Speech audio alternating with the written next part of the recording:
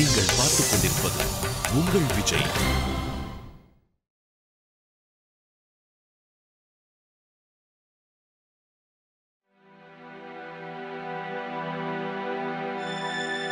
அம்மா இந்தாங்கம்மா, இன்னைக்கு கடையில் வந்த பணம் இந்தாங்க.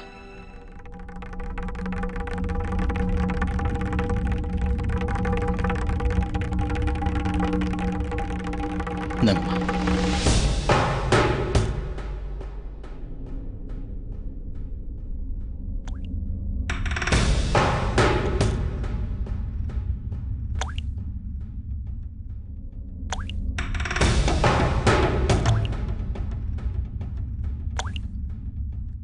சவிதா, இந்த டேங்க்ல இருக்கிற பைப் ரிப்பேர் ஆயிடுச்சுன்னு நினைக்கிறேன்.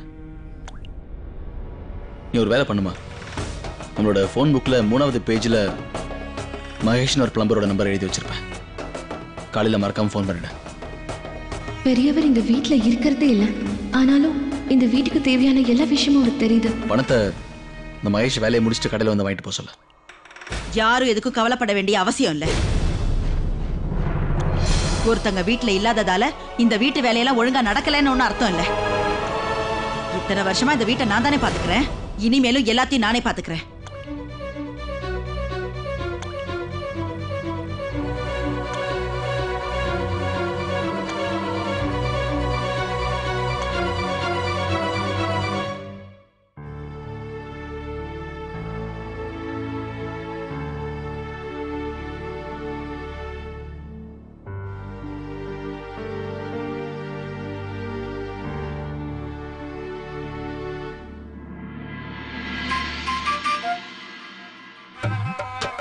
சந்தியா, நீங்க நீங்க மத்தியானம் எங்க போனீங்க? இந்த டைலர் கடைக்கு போனீங்க போல இருக்கு. உங்களுக்கு என்ன தோணுது?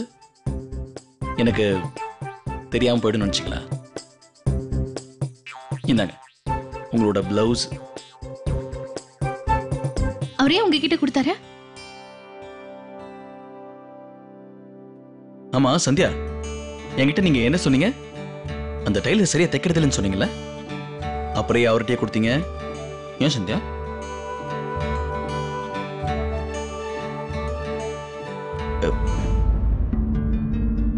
என்ன சந்தியா, நான் சும்மா விளையாட்டுக்கு தான் சொன்னேன். குண்டா இருக்கிறது ஒன்றும் தப்பான விஷயம் இல்லை. நான் சும்மா விளையாட்டுக்கு சொன்னேன், அதுக்காக நீங்க சாப்பாட்டுல ஒன்றும் குறைச்சிடாதீங்க. ஆமா, இன்னைக்கு இந்த இன்னைக்கு அத்தை வருவாங்கன்னு நீங்க சொன்னீங்கல்ல, அப்புறம் இன்னைக்கு 2 தடவை அத்தை வீடு வரைக்கும் வந்தாங்க. ஆனா அவங்க உள்ள வருவாங்கன்னு தான் நான் நினைச்சேன். அவங்க வராமலே போயிட்டாங்க. சந்தியா, இன்னும் நான் சொன்ன நேரம் முடியல. 10 மணி நேரத்துக்கு இன்னும் நிறைய நேரம் இருக்கு.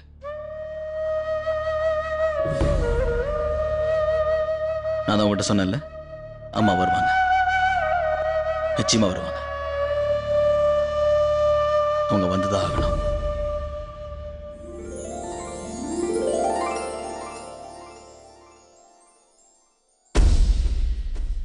இன்னும் வேற ஏதாவது வேணுமா? இதோ கைய கழுவ போறேன், நான் சாப்பிட்டேன்.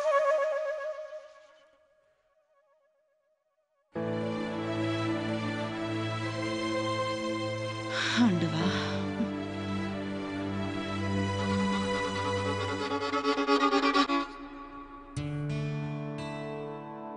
அம்மா ஏதாவது ஸ்வீட் இருக்கா சாப்பிட? வெள்ளம் இருக்குண்ணே. இது போதும். அடேங்கப்பா, எனக்கு கொஞ்சம் வெள்ளம் கொடுங்களே. அம்மா தினமும் ஒரே சாப்பாடு. சாப்பாடு கொஞ்சம் கூட நல்லா இல்லம்மா. வீட்டுல என்ன காய்கறி இருக்கோ அதை வச்சுதானே இப்ப சமைக்க முடியும். ஒருவேளை உனக்கு இந்த காய்கறிங்க எல்லாம் பிடிக்கலன்னா நீ ஒரு வேலை பண்ணு, நாளைக்கு நீ போய் பன்னீர் வாங்கிட்டு வந்துரு. அப்புறம் அது கூட வெங்காயமா வாங்கிட்டு வந்துரு. நீ காய்கறி வாங்கிட்டு வர ஆரம்பிச்சதுல இருந்து வெங்காயம் வாங்கிட்டு வரவே மறந்துடுற. அது ரெண்டுத்தையும் சேர்த்து சமைச்சிடுறேன். கொஞ்சம் விலை அதிகமான என்ன, சாப்பிடறதுக்கு ருசியா இருக்கும்ல?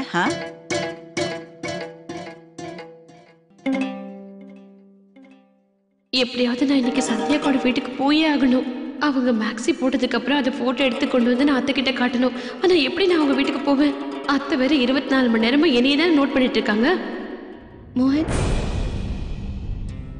இந்த பேக்ல டிஃபன் பாக்ஸ் காணுமே, அதை எங்க வச்சிருக்கீங்க? அதுவா, நான் இன்னைக்கு ஆபீஸ்லயே மறந்து வச்சிட்டேன். சரிங்க.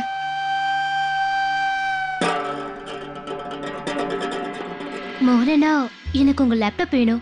ஏன்? அது எதுக்குன்னா ராக்கி அன்னைக்கு எடுத்த போட்டோஸ் திலீப்புக்கு அனுப்பணும், அதான். சரி சரி சரி. பிரீத்தி, தங்கச்சிக்கு லேப்டாப் கொடு. அண்ணி, என் ரூம்ல வச்சிடுங்க. சரி. அது வந்து அத்தை, நான் என்ன சொல்ல வரேன்னா, நீங்க அன்னைக்கு சந்தியாக்காக்கும் உங்க வீட்டுக்காரருக்கும் சாப்பிட கட்டி கொடுத்து அனுப்புனீங்கல்ல அத்தை, அந்த டப்பாவை அவங்க இப்போ வரைக்கும் கொண்டு வரல அத்தை. மோகன் வேற ஆபீஸ்லயே டப்பாவை மறந்து விட்டுட்டு வந்துட்டாரு. அதனால நாளைக்கு அந்த டப்பால தானே சாப்பாடு கொடுத்து அனுப்பணும். நான் வேணா ஒரு வேலை பண்றத, நான் போய் அந்த டப்பாவை வாங்கிட்டு வந்துடுறேன். என்ன சொல்றீங்க? மீனானி, என்ன பேசுறீங்க? அந்த 3 டிஃபன் பாக்ஸ் இருக்கிற டப்பா, அப்புறம் அந்த ஸ்டீல் பாக்ஸை நான் கொண்டு போகணுமா? அதெல்லாம் கண்டிப்பா நான் ஆபீஸ்க்கு கொண்டு போக மாட்டேன். எல்லாரும் முன்னாடி அவமானமா இருக்கும். அது சூரியனனுக்கோ விக்ரமண்ணனுக்கோ கொடுங்க, அது அவங்களுக்கு தான் சரியா இருக்கும். ஐயோ மோகன், ஏன் தெரியாம பேசிட்டு இருக்கீங்க? அங்க சந்தியாக்கா அந்த மேக்ஸியை போட்டாங்களா இல்லையான்னு நான் இங்க பட்டுட்டு இருக்க பாடு. என்ன இப்ப என்ன சொன்ன? எங்களுக்கு சரியா இருக்குன்னா அப்ப என்ன நாங்க பட்டிக்காடா? நீ என்ன அப்படியே பெரிய லாடு நினைப்பா? முதல்ல கொஞ்சம் பணம் சம்பாதி, அதுக்கப்புறம் நல்லா பேர் வர மாதிரி நடந்துக்க. வாய மூடிட்டு அந்த பாக்ஸையே கொண்டு போ. நாங்க தான் கொண்டு போறோம்ல, உனக்கு கொண்டு போறதுல என்ன பிரச்சனை? நான் இப்ப இந்த டப்பா வாங்கிட்டு வரேன். கடைக்கும் ஆபீஸ்க்கும் நிறைய வித்தியாசம் இருக்குல்ல. அங்க எல்லாரும் கோட்டு சூட்டுன்னு போட்டு வருவாங்க. கொண்டு வர பாக்ஸஸும் நல்லா இருக்கும். நான் இந்த ஸ்டீல் பாக்ஸை கொண்டு போனா பார்க்க அவ்வளவு நல்லா இருக்காதுன்னு.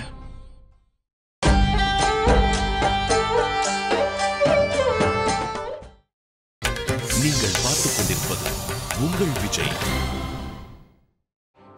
கடைக்கும் ஆபீஸ்க்கும் நிறைய வித்தியாசம் இருக்குல்ல. அங்க எல்லாரும் கோட்டு சூட்டுன்னு போட்டு வருவாங்க. கொண்டு வர பாக்ஸஸும் நல்லா இருக்கும். நான் இந்த ஸ்டீல் பாக்ஸை கொண்டு போனா பார்க்க அவ்வளவு நல்லா இருக்காதுன்னு. எல்லாமே எனக்கும் நல்லா தெரியும்பா. அதிகமா படிச்சாலே இப்படிதானே, தேவையில்லாத பழக்கம் எல்லாம் ஆரம்பிச்சிடும். என்ன விஷயம் மோகன்? பிளாஸ்டிக் டப்பால சாப்பாடு கொண்டு போனா உனக்கு நல்ல பேர் வந்துருமா?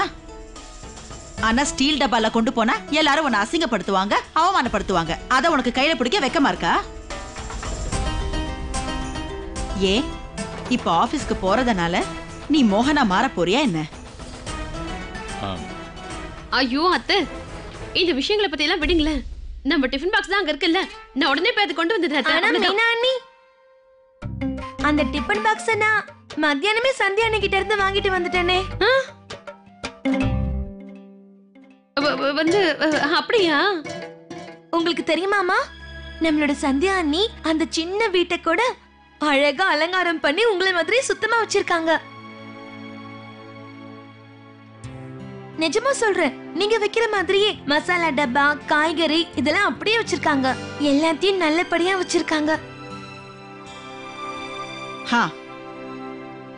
அந்த டிஃபன் பாக்ஸ்ல இருக்கிற சொட்டைய பார்க்கும் போதே நல்லா தெரியுது. அதை எத்தனை தடவை கீழே போட்டாங்களோ என்னவோ.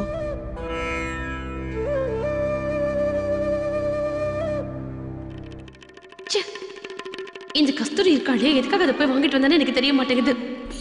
இது ஒரு பொய்யான காரணமா சொல்லி சந்தியாக்கா மேக்ஸி போட்டிருக்கிறத பார்க்கலான்னு பார்த்தா, இப்ப அவங்களோட வீட்டுக்கு போறதுக்கு நான் என்ன காரணத்தை சொல்லிட்டு போவேன்? அத்தை, அவங்க சொட்ட விழுந்த டப்பாவை தான் நம்ம கிட்ட கொடுத்தாங்க. நான் அவங்க கிட்ட அதை கொடுத்துட்டு புது டப்பாவை வாங்கி தர சொல்லி சொல்லிட்டு வரேன்.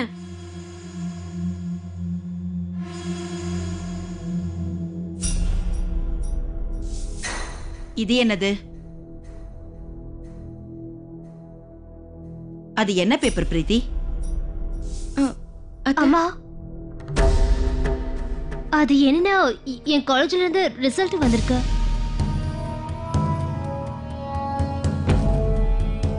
நான் தான் உங்ககிட்ட சொல்ல மறந்துட்டேன்.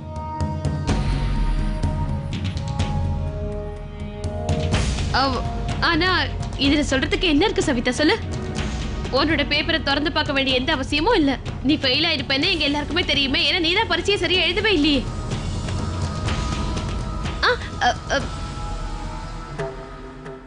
அப்படின்னா சந்தியா மருமகளோட ரிசல்ட் கூட வந்திருக்கும்ல? ஆமா மாமா, சந்தியாக்கோட ரிசல்ட் கூட வந்திருக்கு. முதல்ல அதை திறந்து அதுல என்ன இருக்குன்னு சொல்லு. எனக்கு சந்தியா மேல முழு நம்பிக்கை இருக்கு. அவளுக்கு நல்ல மார்க்ஸ் தான் கிடைச்சிருக்கும்.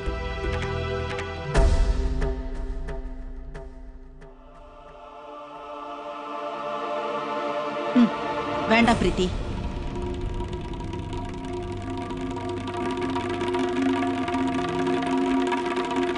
அது சந்தியாவுக்காக வந்தது தானே. அந்த கவரை அவளே திறந்து பார்க்கட்டும். அது மட்டும் இல்லாம அடுத்தவங்களோட கவரெல்லாம் இந்த மாதிரி திறந்து பார்க்க கூடாது. அது சரியில்லை.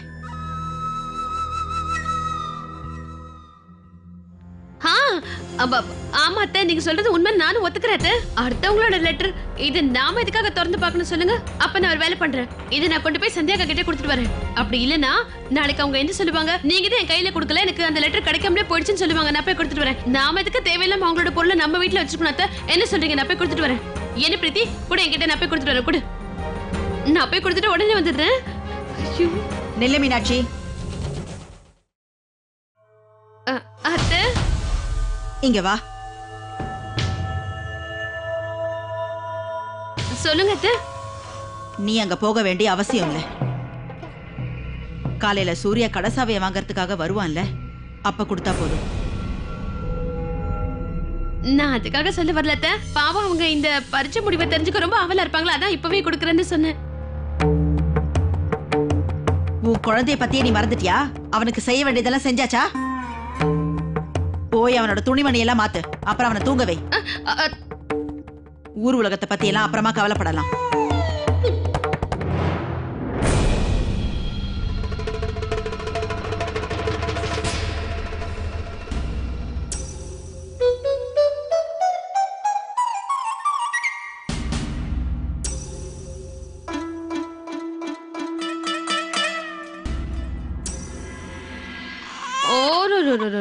என்னடா கண்ணா? அழாதடா கண்ணா, தயவு செஞ்சு அழாத. ஏற்கனவே எனக்கு வயிறு வலிக்குது தெரியுமா?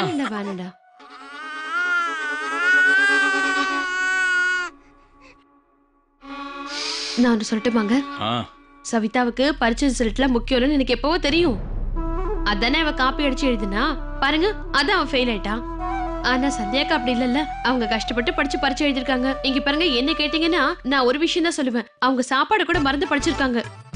படிப்பு மட்டும் அவங்க எப்பவும் மறந்ததே இல்லைங்க. இந்த மாதிரி நேரத்துல அத்தை அவங்களோட அந்த பரீட்சை ரிசல்ட் இருக்குல்ல, அது அவங்க வீட்டுல கொடுக்கறதுல என்ன பிரச்சனை இருக்கு அவங்களுக்கு?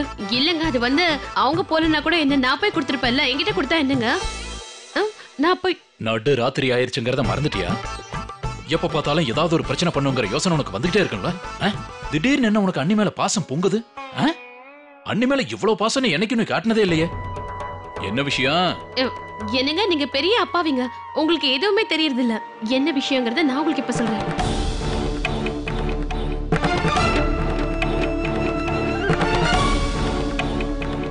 அதனாலதான் போகணும்னு சொல்றேன். ஆமாங்க, இப்போது உங்களுக்கு புரிஞ்சுதா இல்லையா?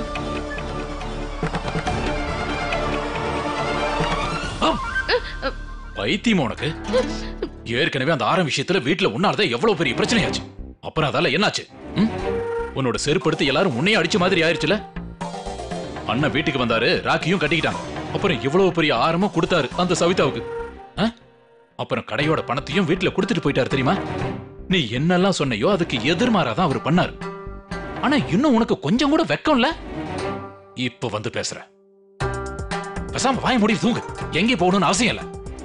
இங்க பாருங்க, ஒண்ணு மட்டும் நான் சொல்றேன். உங்களுக்கு தூக்கம் வருதுன்னா நீங்க தூங்குங்க. ஆனா அந்த வீட்டுல என்ன நடக்குதுன்னு தெரிஞ்சுக்காம என்னால சத்தியமா தூங்கவே முடியாது. நான் தூங்கவும் மாட்டேன் சொல்லிட்டேன். அவ்வளவுதான்.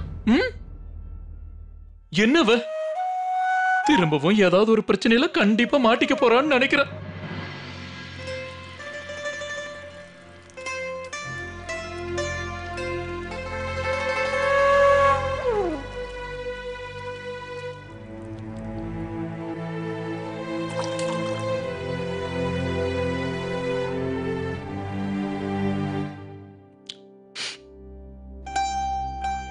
பரவாயில்ல சந்தியா, வாசனை ரொம்ப நல்லா இருக்கே. சந்தியா, இன்னைக்கு என்ன சமைக்கிறீங்க? கடலை மாவு தோசை. அடேங்கப்பா, நான் கூட சாப்பிட்டு ரொம்ப நாள் ஆகுது. சீக்கிரம் செய்யுங்க, நல்லா பசிக்குது எனக்கு. இதோ இப்ப கொண்டு வந்துடுறேங்க.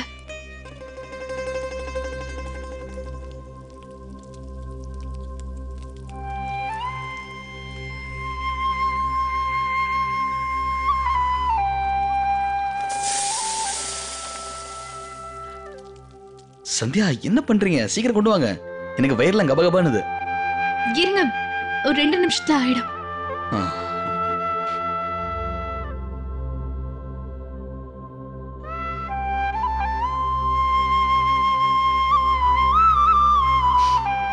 ஆஹா, வாசனை பிரமாதமா இருக்கு.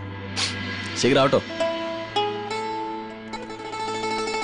உங்களுக்கு தெரியுமா சந்தியா, இந்த தோசை செய்யறது ரொம்ப கஷ்டமான விஷயம். நம்ம மீனாட்சி கூட இது ரொம்ப பிடிக்கும். நீங்க எப்ப வேணாலும் அவளுக்கு செஞ்சு கொடுக்கலாம். வேண்டான்னு சொல்லாம சாப்பிடுவா. ஆனா இந்த தோசை செய்யறது ரொம்ப கஷ்டம் தெரியுமா?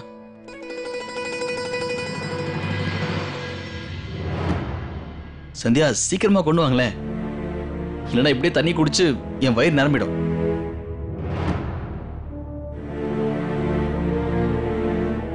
என்ன சந்தியா என்ன பண்றீங்க? நான் உதவி பண்ணட்டுமா? இல்ல வேண்டாங்க, நான் அதை பண்ணிட்டு இருக்கேன்ல. இது கொஞ்ச நேரத்துல ரெடி ஆயிடுங்க, எடுத்துட்டு வந்துடுறேன்.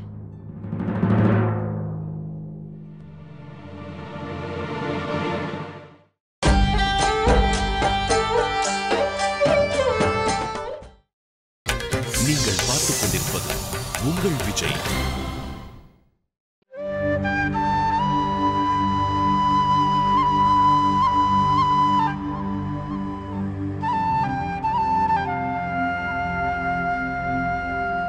சந்தியா என்ன பண்றீங்க நீங்க?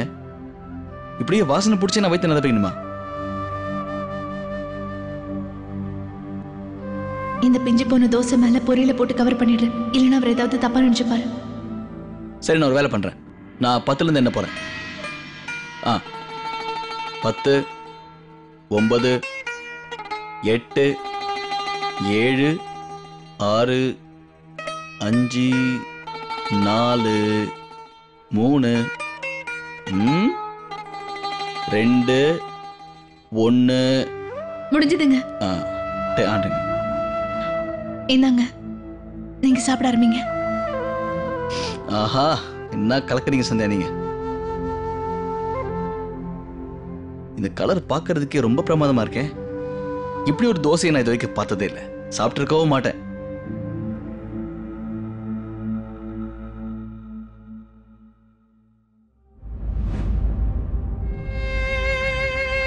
நான் ரொம்ப முயற்சி பண்ணங்க. ஆனா ஒரு தடவையும் நான் சுடும்போது இந்த தோசை இப்படிதான் வருது. நான் என்னதான் ட்ரை பண்ணாலும் சரி, ஆனா என்னால சமைக்க முடியலங்க. எனக்கு எதுவுமே தெரிய மாட்டேங்குது.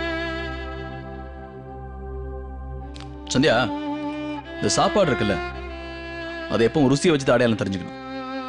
தோசை என்ன அப்படியே முழுங்க போறோம், பிஞ்சிருந்தாலும் வசதியா தான் இருக்கும். உண்மையாவா சொல்றீங்க? பின்ன எனக்காக நீங்க பொய் எதுவும் சொல்லலையே. உண்மையிலேயே இந்த தோசை நல்லா இருக்கா? ஆமா சந்தியா, தோசை செம்மையா இருக்கு. அப்படியா?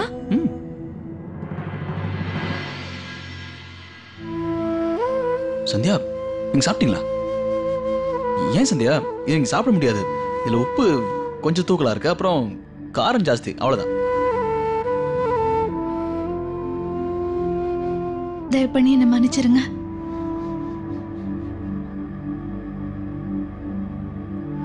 உப்பு ரொம்ப அதிகமா இருக்கு. இப்படி இருக்கும்போது எப்படி ருசியா இருக்கும்?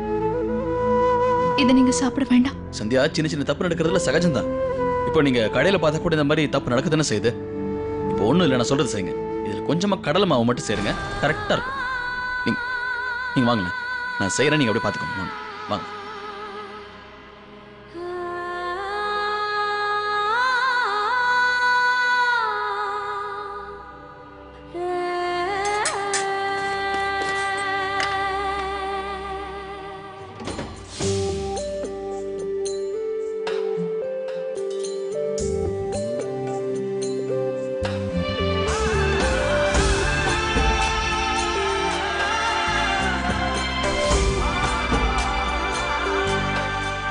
தவால மாவை ஊத்துறதுக்கு முன்னாடி எண்ணெயை முதல்ல ஊத்தி இந்த மாதிரி பரத்திடணும். சரியா? இந்த எண்ணெய் நாலா பக்கமும் பரவணும். இந்த மாதிரி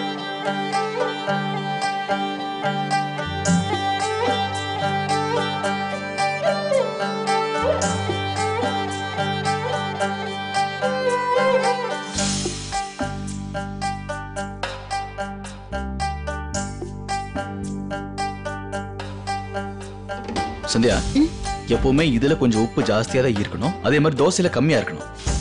மறந்துடாதீங்க. ரெண்டுத்திலுமே உப்பு ஜாஸ்தியா இருந்ததுன்னா சாப்பிட முடியாம போயிடும்.